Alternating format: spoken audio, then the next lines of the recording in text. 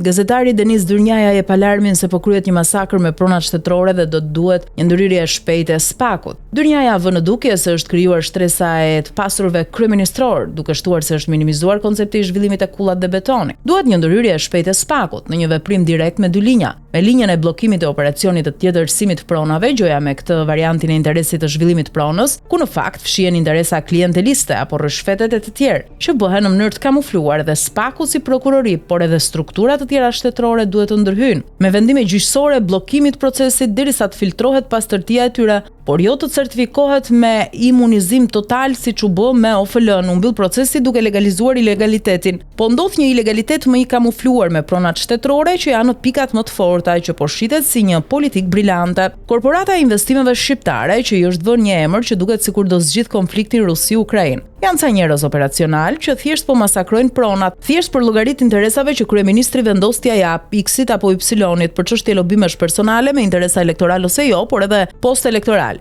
Kur ishte Berisha, jo i gjithë biznesi ishte me të. Rama bën një lojë tjetër, u jep të gjithë ujqërve të mëdhenj, të majtë të djathtë. E kush nga nes do ishte me Ramën nëse fiton 100 milion euro? Nëse RTS kthehet në kull, si do ta kthej? Iku teatri, u krye filmi. Po iku muzeu kombëtar, ç'kuptim ka pastaj? Prandaj duhet një ndërhyrje tani. Ku? Në zemër te korporata, kush është kreu i korporatës? Elira Kokona shkoi aty, ndaloje, hetoje, ku i merr urdhrat, pse po jepen këto leje tani para zgjedhjeve? Kemi ndonjë nxitim? E gjitha kjo vjen erë të qelbur, jo erë të pastër. Nga janari deri më tani janë dhënë mbi 40 leje. Prandaj opozita e ka blof tezën që do anulloj koncesionet. Ato janë me vendime parlamenti. Është krijuar shtresa e pasunarëve kryeministror. Kohërat kanë treguar që këto janë epokat më të rrezikshme për një shoqëri që dekanton në llum, sepse humbet raportin me ndërgjegjen dhe përgjegjshmërinë ndaj vendit. Këta quajnë kullat zhvillime, kanë minimizuar konceptin e zhvillimit të betonit, thot Dyrnjaja.